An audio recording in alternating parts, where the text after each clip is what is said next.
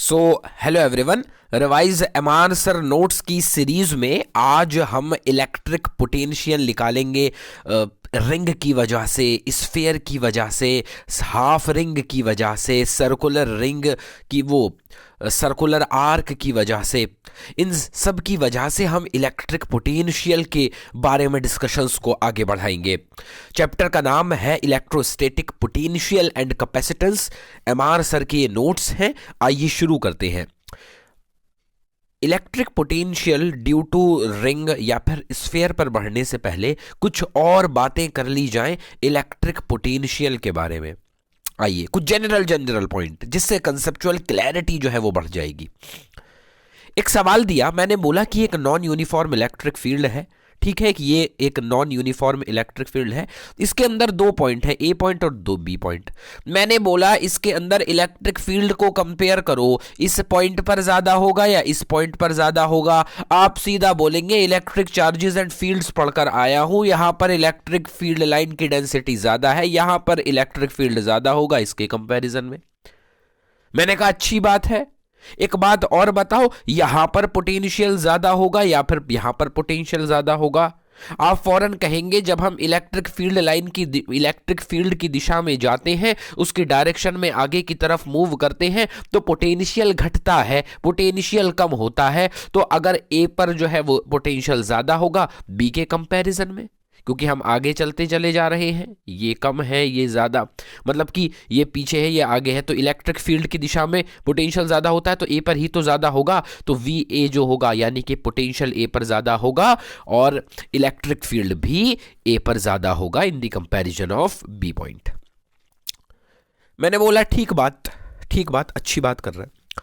एक और electric field है, ए दो पॉइंट दे दिए ए और बी, बोला बताओ इसमें भी वही चीज बताओ कि कहां पर इलेक्ट्रिक फील्ड ज्यादा होगा। यहां पर इलेक्ट्रिक फील्ड लाइन की डेंसिटी ज्यादा है, यहां पर इलेक्ट्रिक फील्ड ज्यादा होगा, यहां के कंपैरिजन में बी पॉइंट पर इलेक्ट्रिक फील्ड ज्यादा होगा। लेकिन इलेक्ट्रिक फील्ड की दिशा में जाते हैं पोटेंशियल घटता है, यहां पर पोटेंशियल कम होगा इसके कंपैरिजन में, यहां पर पोटेंशियल ज्यादा होगा, ए पर पोटेंशियल ज्यादा है, बी पर इलेक्ट्रिक फील्ड ज्यादा है। ठीक बात है। ये एक यूनिफॉर्म इलेक्ट्रिक फील्ड है, इसके अंदर 4 पॉइंट हैं, ये देखो यूनिफॉर्म इलेक्ट्रिक फील्ड है, 4 पॉइंट है ए बी सी और डी, ठीक है 4 पॉइंट है इसके अंदर ए बी सी डी। इसके अंदर मैंने बोला इलेक्ट्रिक फील्ड को कंपेयर करो। अरे जब आपने यूनिफॉर्म फील्ड बोल दिया तो इलेक्ट्रिक फील्ड तो हर जगह बराबर होगा, हाँ हर जगह बराबर होगा। एक बात और मैं जानता हूं, क्या इलेक्ट्रिक फील्ड की दिशा में जब हम जाते हैं तो पोटेंशियल घटता है, यहां पर पोटेंशियल सबसे ज्यादा होगा। ये बी और सी पॉइंट ये तो एक ही है भाई, आगे थोड़ी गए हो, ये देखो ये बी और सी तो एक ही जगह पर है। इलेक्ट्रिक फील्ड तो यहां पर कैसा होगा, बराबर होगा ना। तो यहां पर इलेक्ट्रिक फील्ड जो होगा वो क्या होगा, इलेक्ट्रिक फील्ड तो यहां पर वही होगा, बराबर होगा। लेकिन पोटेंशियल की बात करो, देखो दोबारा सुनो, ये ए है, ये बी है, ये सी है और ये डी है, डी पॉइंट है। ए पॉइंट पर पोटेंशियल सबसे ज्यादा होगा, बी और सी ये दोनों पॉइंट सेम ही जगह तो आ रहे हैं इलेक्ट्रिक फील्ड के अंदर, हाँ तो इन दोनों पर पोटेंशियल बराबर होगा, हाँ। और ये डी पॉइंट आगे है तो यहां पर पोटेंशियल सबसे कम होगा, इलेक्ट्रिक फील्ड की दिशा में जाता हूं पोटेंशियल घटता है, हाँ। तो ये देखो वी ए पर सबसे ज्यादा होगा, वी बी मतलब पोटेंशियल ए पर सबसे ज्यादा होगा, पोटेंशियल बी पर और सी पर बराबर होगा और पोटेंशियल डी पर सबसे कम होगा, और इलेक्ट्रिक फील्ड हर जगह बराबर है। इतने 3 एग्जाम्पल देखे, कहीं पर पोटेंशियल जो है ए पॉइंट पर ज्यादा था, कहीं पर पोटेंशियल जो था वो इलेक्ट्रिक फील्ड जो था वो ए पॉइंट पर ज्यादा था, कहीं पर इलेक्ट्रिक फील्ड बी पॉइंट पर ज्यादा था। इतने सारे हमने एग्जांपल्स देखे, डिस्कशन किए। इसके पीछे का क्या कारण है भाई, इसके पीछे का कारण है सिर्फ और सिर्फ इस स्टेटमेंट को समझाना जो कि ये कहता है कि there is no relation between electric field and potential. आप कहेंगे हम तो फॉर्मूला पढ़ते हैं, हमने तो एक फॉर्मूला पढ़ा है, D V is equals to E dot D R, हम तो ये पढ़ते हैं भाई। ये जो रिलेशन है ये रिलेशन है चेंज इन पोटेंशियल और इलेक्ट्रिक फील्ड का। इलेक्ट्रिक फील्ड और पोटेंशियल के अंदर कोई रिलेशन नहीं होता। यहां देखो कैसे, कहीं पर इलेक्ट्रिक फील्ड ज्यादा है उसी पॉइंट पर पोटेंशियल कम है, कहीं पर देखो उसी पॉइंट पर, यहां देखो इस पॉइंट पर अगर इनके अंदर कोई रिलेशन होता तो यहां पर इलेक्ट्रिक पोटेंशियल भी ज्यादा होता क्योंकि यहां पर इलेक्ट्रिक फील्ड भी ज्यादा है।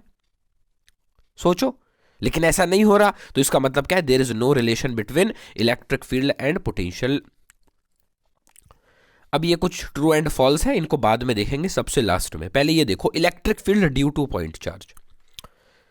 ये एक प्लस क्यू चार्ज है, इसकी वजह से, ओ भाई इलेक्ट्रिक फील्ड नहीं आएगा यहां पर इलेक्ट्रिक पोटेंशियल आएगा। ये क्या हो जाएगा, ये हो जाएगा इलेक्ट्रिक पोटेंशियल।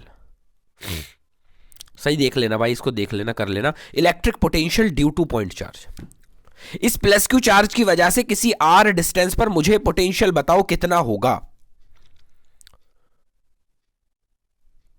इस पर होना कितना चाहिए, पहले ये बताओ। इस पर होना चाहिए, हम पढ़ते हुए आ रहे हैं, के क्यू बाय आर। हम ये शुरू से पढ़ते हुए आ रहे हैं, 12th के अंदर पढ़ाया जाता है कि जो पोटेंशियल होता है वो के क्यू बाय आर होता है। हाँ, 12th बोर्ड के अंदर भी पढ़ा होगा कम से कम। तो क्या ये स्टेटमेंट सही है, क्या होगा कि potential due to positive point charge at R distance must be plus Q by R? नहीं, ये स्टेटमेंट फॉल्स है। क्यों फॉल्स है, उसके पीछे का कारण देखो।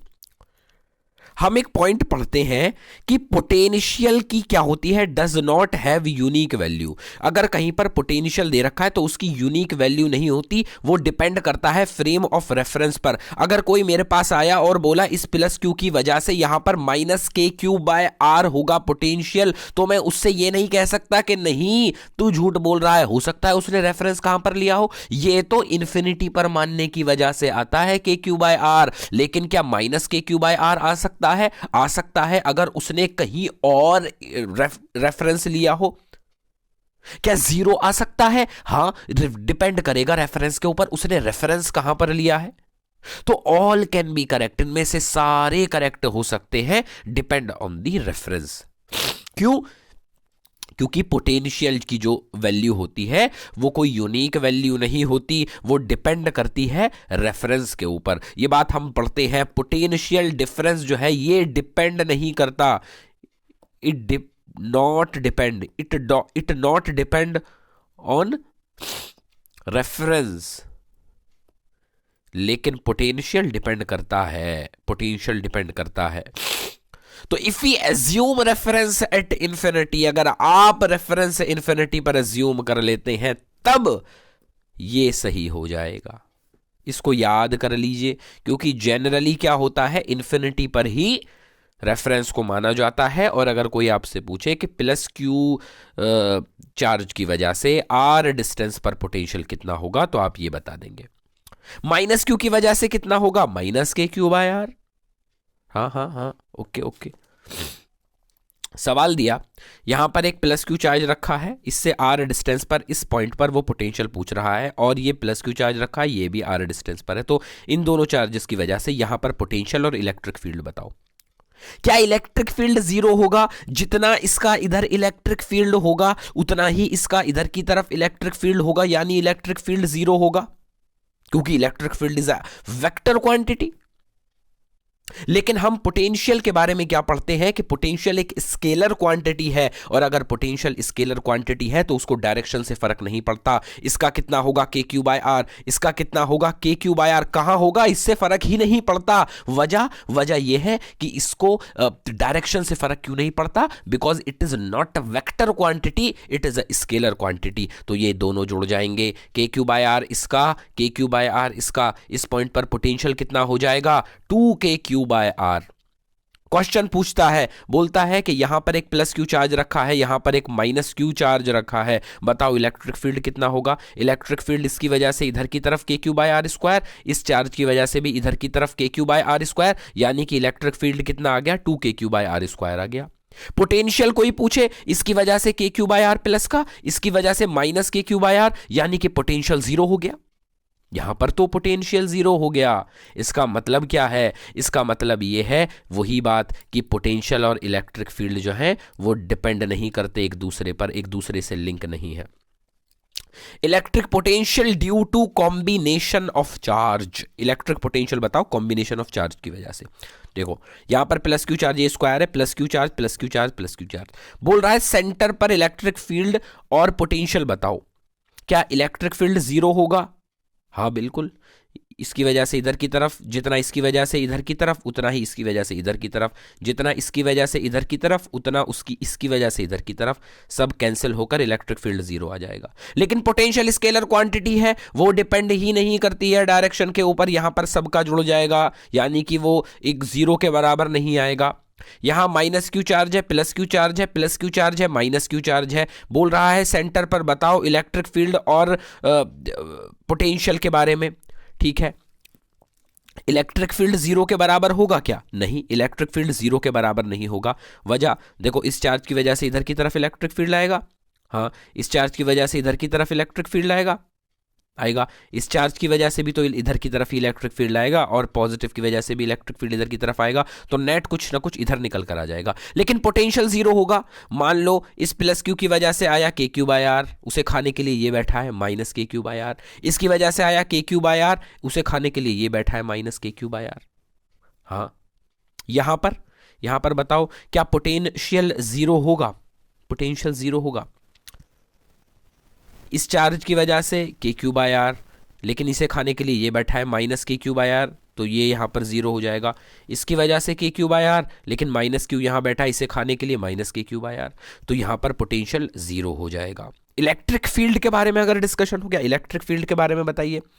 इलेक्ट्रिक फील्ड देखो, इस चार्ज की वजह से इधर की तरफ, इस चार्ज की वजह से इधर की तरफ कट गया, इस चार्ज की वजह से इधर की तरफ, इस चार्ज की वजह से इधर की तरफ, यानी कि इलेक्ट्रिक फील्ड किसके बराबर हो जाएगा?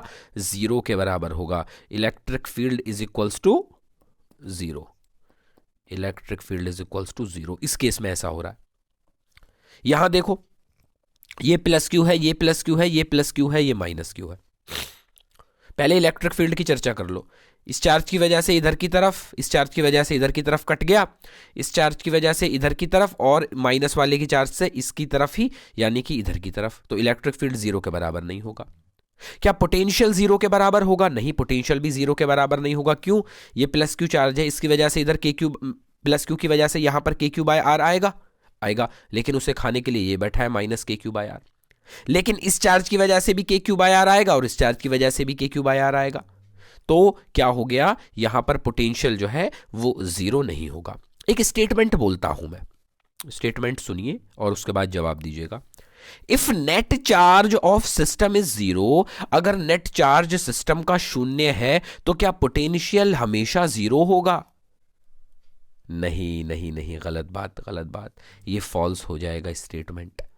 वजह क्या है इसके फॉल्स होने की? भाई सेम दूरी भी होनी चाहिए, नेट चार्ज तो जीरो हो ही, प्लस क्यू और माइनस क्यू फॉर एग्जांपल, लेकिन जहां पर निकलवा रहे हैं उस, तो हर चार्ज से जो दूरी होनी चाहिए, जिस पॉइंट पर निकलवा रहे हैं वो सेम होनी चाहिए। हम सेंटर पर निकलवा रहे थे हर जगह, आप बोल सकते हैं ना कि यहां पर देखो नेट चार्ज जीरो था, इसकी वजह से जीरो आ गया, जितना पॉजिटिव प्लस क्यू था उतना ही माइनस क्यू था, जितना प्लस क्यू था उतना ही माइनस क्यू था, इसकी वजह से पोटेंशियल जीरो आया। मैंने कहा तुम सही बोल रहे हो, लेकिन डिस्टेंस भी तो देखो हर चार्ज से उतनी ही है, क्योंकि डिस्टेंस पर पोटेंशियल जो है वो डिपेंड करता है। v is equals to K Q by are होता है।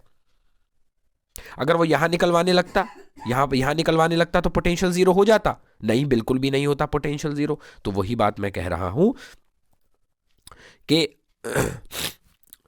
पोटेंशियल जो है वो, if net charge of system is zero then potential must be zero, ऐसा सही नहीं है हर केस के अंदर, क्योंकि उसके अंदर हमें डिस्टेंस भी देखनी है कि वो किस पॉइंट पर निकलवा रहा है।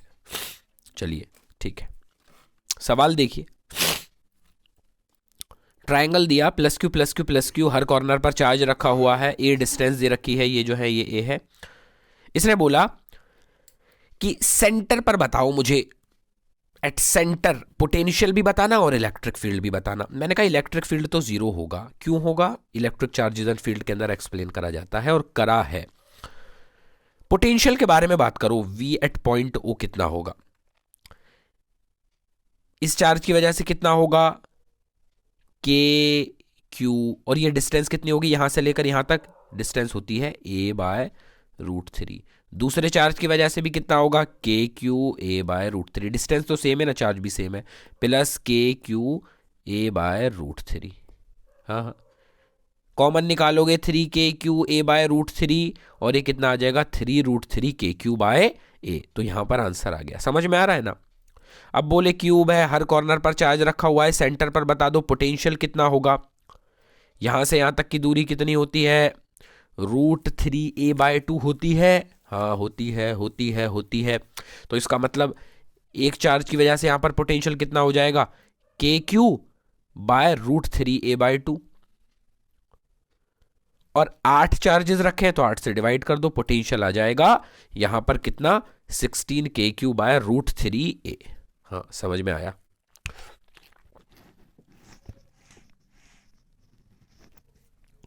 अब देखो एक सवाल देखो, ये प्लस क्यू चार्ज है और ये भी प्लस क्यू चार्ज है, इन दोनों के बीच की जो डिस्टेंस है वो r है। क्या पोटेंशियल कहीं पर जीरो हो सकता है किसी भी रीजन के अंदर? मान लो यहां पर पूछ रहा हूं मैं, क्या पोटेंशियल जीरो होगा इन चार्जेस की वजह से? कभी भी जीरो नहीं होगा, दोनों चार्जेस प्लस है, दोनों का पोटेंशियल यहां पर कुछ ना कुछ आएगा, यहां पर भी कुछ ना कुछ आएगा, यहां पर भी कुछ ना कुछ आएगा। Potential is not zero at any finite point, किसी भी फाइनाइट पॉइंट पर पोटेंशियल जीरो नहीं हो सकता। सिमिलर केस -q के लिए भी रहेगा, पोटेंशियल कहीं भी जीरो नहीं होगा। मैंने बोला ठीक बात है, लेकिन क्वेश्चन को बदला जाए। अब प्लस क्यू चार्ज यहां रखा हुआ है, यहां पर रखा हुआ है -NQ चार्ज, अब क्या पोटेंशियल जीरो हो जाएगा? हाँ होगा। और साथ के साथ एक बात और ध्यान रखना, यहां पर 2 पॉइंट ऐसे मिलेंगे जहां पर पोटेंशियल जीरो होगा। क्यों? क्योंकि पोटेंशियल की कोई डायरेक्शन नहीं होती, अगर x डिस्टेंस इधर मिल रहा है तो y डिस्टेंस इधर भी तो मिल सकेगा। ठीक है, तो जीरो करने की कोशिश करते हैं। हमने पोटेंशियल इस चार्ज की वजह से इस पॉइंट पर पोटेंशियल जीरो करा, और इस चार्ज की वजह से इस पॉइंट पर, ये x डिस्टेंस है मान लो, तो यहां पर अगर पोटेंशियल जीरो है तो इस चार्ज की वजह से KQ/x, और ये पूरी r है तो r-x, तो कितना हो जाएगा KNQ/r-x, ये जीरो हो गया। तो यहां से हमने सॉल्व करा तो x कितना निकल कर आया, x is equals to r/n+1, इसको याद कर लीजिए।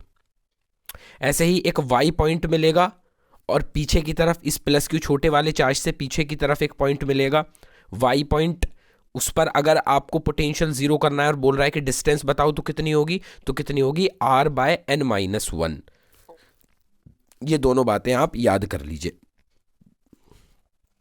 जैसे एप्लीकेशन देखिए ऊपर वाले फॉर्मूला की, फॉर्मूला क्या था, r/n+1 y is equals to r/n-1। और n तो पता ही है ना क्या होता है, बड़ा चार्ज डिवाइडेड बाय छोटा चार्ज, वो जो उनका जो रेशो निकल कर आता है वही तो n था ना। Find distance from plus Q where potential is zero, हमने कहा 2 होंगे ऐसे पॉइंट जहां पर जीरो होगा, एक इस चार्ज से, एक प्लस क्यू चार्ज से इधर की तरफ y डिस्टेंस, और इससे इधर की तरफ x डिस्टेंस, दोनों पर पोटेंशियल जीरो होगा। x is equals to r/n+1 लगाया, कितना आ गया 2 मीटर, 2 मीटर यहां पर पोटेंशियल जीरो होगा, और y is equals to r/n-1 लगाया तो 2.5 मीटर इधर की तरफ पोटेंशियल जीरो हो जाएगा। Find electric potential where electric field is zero, मुझे इलेक्ट्रिक पोटेंशियल बताओ जहां पर इलेक्ट्रिक फील्ड जो है वो जीरो है, उस पॉइंट पर इलेक्ट्रिक फील्ड बताओ। अब ये सवाल बदल दिया, ये ऊपर वाले सवाल की तरह नहीं है। अब बोल रहा है कि कहीं ये प्लस क्यू चार्ज है और ये प्लस 9q चार्ज है, इनमें से इनके यहां पर कहीं पर इलेक्ट्रिक फील्ड जीरो होगा, x डिस्टेंस पर होगा, तो उस x डिस्टेंस पर इलेक्ट्रिक पोटेंशियल कितना होगा वो बताओ। तो पहले ये निकाल लो कि इलेक्ट्रिक फील्ड कहां पर जीरो हो रहा है। मान लो प्लस क्यू चार्ज से x डिस्टेंस पर इलेक्ट्रिक फील्ड जीरो हो रहा है, फॉर्मूला हम जानते हैं x is equals to r/√n+1, तो यहां से कितना आ गया 3 मीटर, छोटे वाले चार्ज से इधर की तरफ 3 मीटर की दूरी पर इलेक्ट्रिक फील्ड जीरो हो रहा है। इस पॉइंट पर पोटेंशियल निकाल दो, इस चार्ज की वजह से कितना आ जाएगा, इस चार्ज की वजह से अगर ये 12 मीटर है तो 12 - 3 कितना हो जाएगा 9, और इस वाले चार्ज की वजह से अगर ये x कितना निकल कर आया था 3, तो यहां पर 3 ले लेंगे, KQ/3 + KQ/9 is equals to, solve करेंगे 4KQ/3, पोटेंशियल आ जाएगा। ये अच्छा सवाल है, बढ़िया सवाल है। ये एपीजीपी वाले सवाल देख लो सॉरी ज्योमेट्रिकल प्रोग्रेशन वाले सवाल देख लो। Find potential at origin, origin पर हमें क्या बताना है, पोटेंशियल बताना है। इस चार्ज की वजह से इधर की तरफ कितना होगा, KQ/1, क्योंकि ये जो दूरी है यहाँ पर इस पॉइंट पर ओरिजिन पर हमें अगर पोटेंशियल बताना है, यहाँ पर प्लस क्यू चार्ज रखा हुआ है 1,0 पर, प्लस क्यू चार्ज रखा हुआ है 2,0 पर, प्लस क्यू चार्ज रखा हुआ है 4,0 पर, और ऐसे सो ऑन चलता जा रहा है। तो इस चार्ज पर यहाँ इस पॉइंट पर इस वाले चार्ज की वजह से पोटेंशियल कितना होगा, KQ/1, इसकी वजह से KQ/2, इसकी वजह से KQ/4, और इसकी वजह से KQ/8, एंड सो ऑन। यहाँ से हमने KQ को कॉमन निकाल लिया तो क्या आ गया, 1 + 1/2 + 1/4 + 1/8 एंड सो ऑन। तो ये क्या बन गई, GP सीरीज बन गई, जिसका फर्स्ट टर्म कितना है, 1 है। कॉमन रेशो कितना है, कैसे निकालते हैं, nth term divided by n - 1th term, तो कितना आ गया हमारा कॉमन रेशो, हाफ आ गया।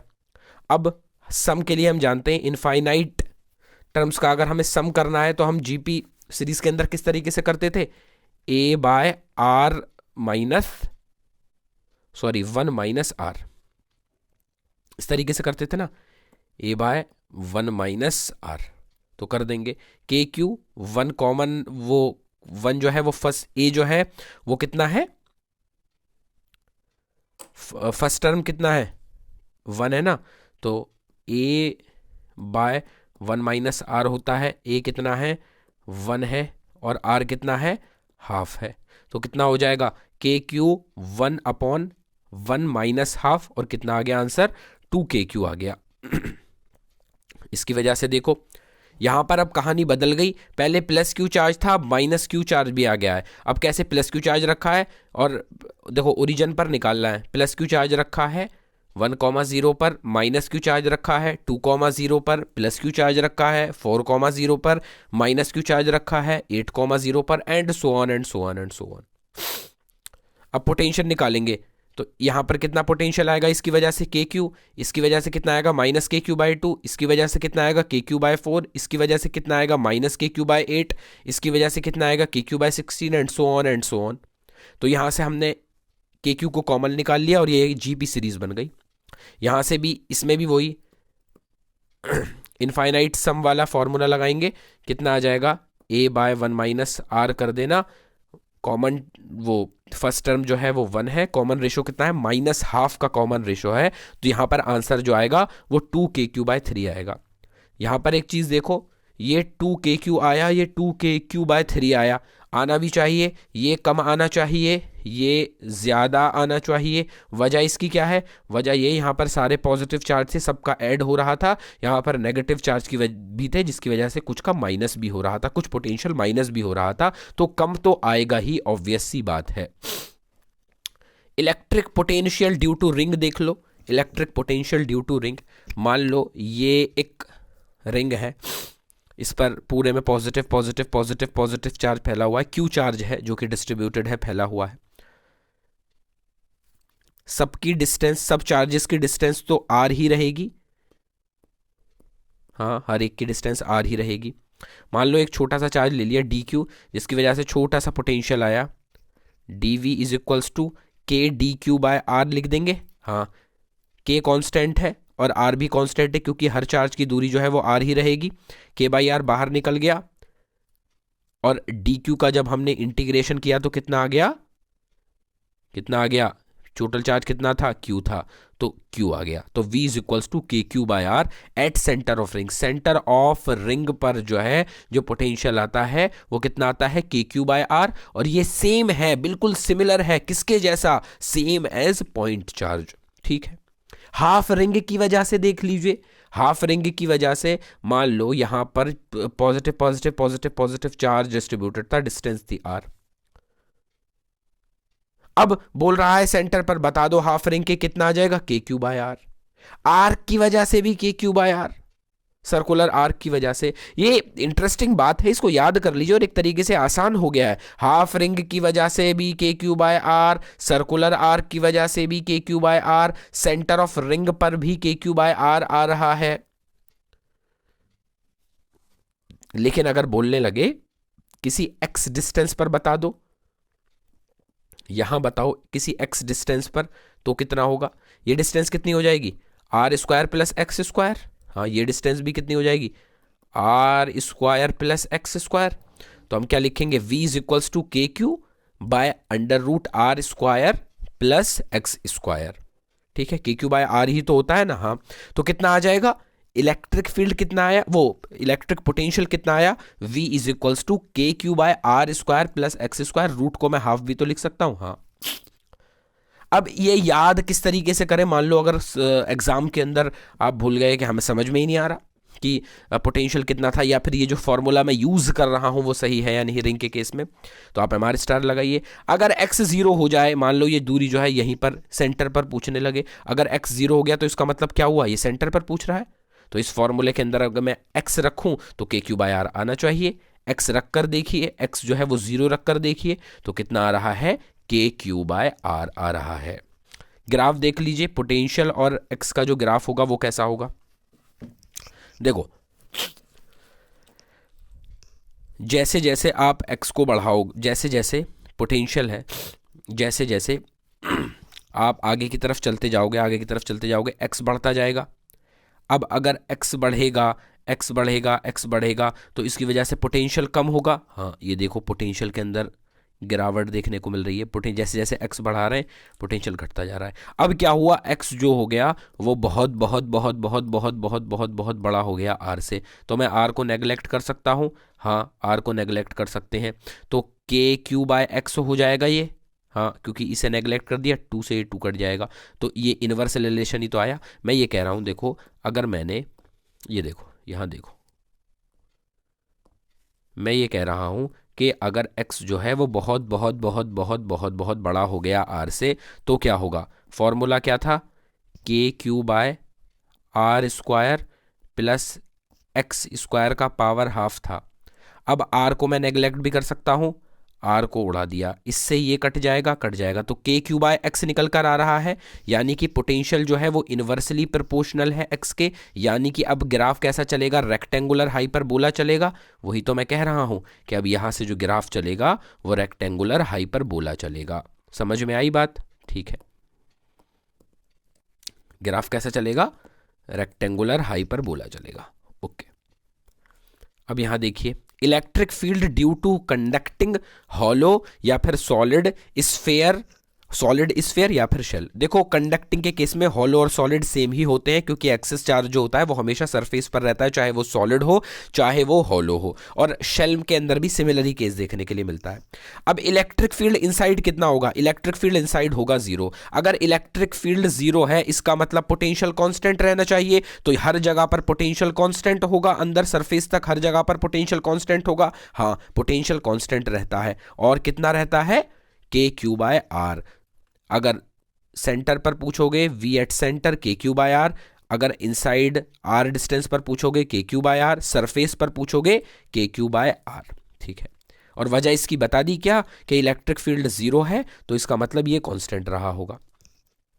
कोई पूछने लगे कि r डिस्टेंस पर आउटसाइड में बताओ, और r जो है वो बहुत बड़ा है, इस बड़े r से, रेडियस से बहुत ज्यादा बड़ा है r जो है, स्मॉल r, तो अब इसको पॉइंट चार्ज की तरह ट्रीट करो, और ये डिस्टेंस r है तो के क्यू बाय आर सीधा हो जाएगा। इसको पॉइंट, पूरे स्फीयर को पॉइंट चार्ज मान लो और ट्रीट कर कर के क्यू बाय आर आंसर लिख दो। ठीक है, पोटेंशियल और r के बीच का जो ग्राफ है वो कैसा बनेगा। देखो, अंदर तो हर जगह कांस्टेंट है, डिस्टेंस के ऊपर डिपेंड ही नहीं कर रहा। देखो, इनसाइड r डिस्टेंस पर भी कितना आ रहा था, के क्यू बाय आर आ रहा था, तो इसका मतलब ये कांस्टेंट हो गया। कब तक, जब तक r बराबर नहीं हो गया बड़े वाले r के। उसके बाद ये देखो, इनवर्सली प्रोपोर्शनल हो गया 1 बाय, इनवर्सली प्रोपोर्शनल हो गया r के, डायरेक्टली प्रोपोर्शनल हो गया 1 बाय r के, यानी कि रेक्टेंगुलर हाइपरबोला हमें देखने के लिए मिलेगा। Find electric potential at centre of hollow sphere if potential at surface of sphere assume to be 0। ये खेल गया, इसने क्या करा, ये बोल रहा है फाइंड इलेक्ट्रिक पोटेंशियल फाइंड करो सेंटर के ऊपर, सेंटर ऑफ होलो स्फीयर के सेंटर पर आप पोटेंशियल बताइए। अगर सरफेस पर हमने ये मान लिया, हमने ये एज्यूम कर लिया कि पोटेंशियल सरफेस पर 0 था, मैंने एक बात बताई है कि पोटेंशियल जो होता है वो डिपेंड करता है रेफरेंस के ऊपर, लेकिन चेंज इन पोटेंशियल रेफरेंस के ऊपर डिपेंड नहीं करता। और स्फेयर के केस में इनसाइड एंड सरफेस के बीच का जो पोटेंशियल डिफरेंस है वो तो जीरो होता है। वजह ये के क्यू बाय आर बाहर भी था सरफेस पर, के क्यू बाय आर अंदर भी था, इनसाइड भी यही हाल था। अब के क्यू बाय आर सरफेस पर भी है, सरफेस की वजह से ले लिया, ये लो पोटेंशियल डिफरेंस निकालो, जीरो ही आ जाएगा। हाँ, तो पोटेंशियल डिफरेंस जो है वो डिपेंड नहीं करता फ्रेम ऑफ रेफरेंस पर। यानी कि अगर आपने एज्यूम कर भी लिया है किसी फ्रेम ऑफ रेफरेंस के को कंसीडर कर कर आपका जो पोटेंशियल है वो सरफेस पर जीरो आ भी रहा है, तो उससे हमें कोई प्रॉब्लम नहीं है। हमें एक बात पता है कि पोटेंशियल डिफरेंस डिपेंड नहीं करता रेफरेंस के ऊपर, तो हम आसानी के साथ स्फीयर के केस में delta V is equals to zero लगा देंगे और कितना आ जाएगा, हमारा जो पोटेंशियल होगा सेंटर के ऊपर जीरो ही आ जाएगा। बात समझ में आई ना? ठीक है, ये एक और है, इसे और देख लो। Potential due to non conducting solid sphere. अब कहानी बदल गई भाई, ये नॉन कंडक्टिंग है और सॉलिड है, इसका मतलब क्या है कि चार्ज जो है वो डिस्ट्रीब्यूटेड होगा स्फीयर के अंदर, सॉलिड स्फीयर के अंदर। और किस तरीके से डिस्ट्रीब्यूटेड है? यूनिफॉर्मली डिस्ट्रीब्यूटेड है। अगर कहीं पर लिखा हुआ है यूनिफॉर्मली चार्ज सॉलिड स्फीयर, तो आप क्या एज्यूम करेंगे? नॉन कंडक्टिंग एज्यूम करेंगे। एज्यूम करना भी चाहिए, क्योंकि कंडक्टर के अंदर अगर आप चार्ज देते हैं तो वो सरफेस पर आ जाता है। तो इसका मतलब ये है कि अगर चार्ज यूनिफॉर्मली डिस्ट्रीब्यूटेड हुआ है तो वो हमेशा नॉन कंडक्टिंग ही होगा। It is very obvious and logical to assume. देखो, ये स्फीयर था, यूनिफॉर्मली चार्ज था, हर तरफ plus plus plus plus plus plus plus plus charge फैला हुआ था। इसके सरफेस पर कितना चार्ज होगा पहले मुझे ये बता दो। इसके सरफेस पर चार्ज होगा K Q by R, sorry surface पर पोटेंशियल कितना होगा? K Q by are. भाई कहीं पर चार्ज को पोटेंशियल बोल देता हूं, पोटेंशियल को चार्ज बोल देता हूं, तो इट इज अ मिसमैच, है ना? समझ कभी निकल जाता है जबान, सभी से बिल्कुल वो मत लेना कि ओ भाई ये क्या आदमी है। तो यहां देखो, सरफेस के ऊपर कितना होगा? के क्यू बाय आर होगा, पोटेंशियल होगा। बाहर कितना होगा पोटेंशियल? बाहर के बारे में मैंने क्या बताया है? कोई भी सरफेस का सवाल हो उसके अंदर अगर सरफेस से बाहर पोटेंशियल पूछ रहा है तो उस सरफेस को पॉइंट चार्ज मान लो और जितनी दूरी है उसके लिए पॉइंट चार्ज का फॉर्मूला लगा दो पोटेंशियल का, के क्यू बाय आर हो जाएगा आउटसाइड। और सरफेस पर कितना हो जाएगा? के क्यू बाय आर। अब अगर वो पूछने लगे इसके सेंटर पर बताओ कितना पोटेंशियल होगा, तो ये चीजें आपको याद रखनी है। कितना होगा? 3/2 के क्यू बाय आर। के क्यू बाय आर कितना था? सरफेस पर भी तो इतना ही था। हाँ, तो या हम ये भी तो लिख सकते हैं 3/2 इंटू पोटेंशियल एट सरफेस, क्योंकि देखो के क्यू बाय आर ही तो है। हाँ, और अगर इनसाइड किसी आर, स्मॉल आर रेडियस पर पूछने लगे, स्मॉल आर डिस्टेंस पर पूछने लगे, तो कितना होगा? इसको याद कर लीजिए, ये तो याद हो जाना चाहिए, लर्न कर लीजिए, इन्हें याद करने की जरूरत नहीं। क्यों? क्योंकि आपको पता है, आप आसानी के साथ लॉजिकली निकाल सकते हैं। इसको याद कर लीजिए, 3/2 K Q by R, 3/2 K Q by R, 3/2 into potential at surface. और इसको याद कर लीजिए, इनसाइड कितना आता है किसी स्मॉल आर डिस्टेंस के ऊपर? के Q into 3r² minus r² bye 2r³। इसको याद कर लीजिए। आर, स्मॉल आर और पोटेंशियल के बीच का ग्राफ किस प्रकार का बनेगा वो बताने को बोल रहा है।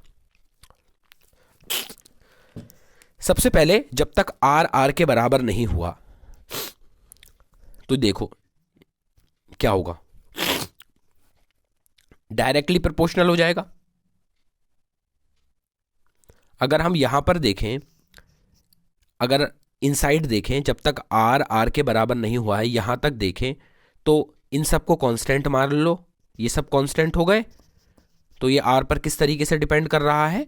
r², यानी कि क्या बनेगा? पैराबोला।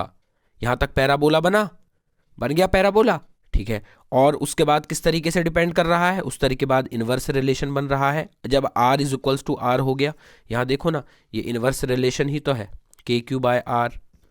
तो यहाँ से रेक्टेंगुलर हाइपरबोला बनेगा। शुरुआत में पैराबोला और उसके बाद रेक्टेंगुलर हाइपरबोला। यहाँ पर पैराबोला क्यों बना? क्योंकि v डायरेक्टली प्रोपोर्शनल हो रहा है माइनस आर स्क्वायर के, क्योंकि हमने इस सब को कांस्टेंट मान लिया, तो डायरेक्टली प्रोपोर्शनल कितना आ गया? आर स्क्वायर अंदर, जब तक आर जो है वो बड़े वाले आर के बराबर नहीं हुआ। तो चलिए डिस्कशन हुए, कुछ गलतियाँ भी रही होंगी लेक्चर को बनाने में, गलतियाँ होती रहती हैं because I am also a student. So चलिए